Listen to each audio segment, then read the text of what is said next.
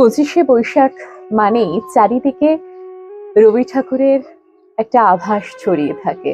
বৈশাখ মাস এলেই মনে হয় আমার যত্রতত্র ছড়িয়ে থাকা মানুষটি রবি ঠাকুর, আমার প্রাণের ঠাকুর।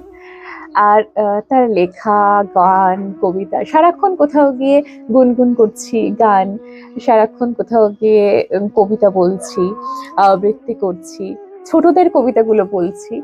এর মধ্যেই খুব মনে পড়ে যে রবীন্দ্রনাথ ঠাকুরের যে ছোট গল্পগুলো পড়তাম। তো আজ একটি গল্প পছন্দ করেছি, খুব ছোট্ট একটি গল্প, ভীষণ ছোট। আশা করি অনেকেরই জানা। তো একটু শোনা যাক গল্পটা কেমন। কাঞ্চির রাজা কর্ণাট জয় করতে গেলেন। তিনি হলেন জয়ী। চন্দনে, হাতির দাঁতে আর সোনামানিকে হাতি বোঝাই হলো। দেশে ফেরবার পথে বালেশ্বরীর মন্দির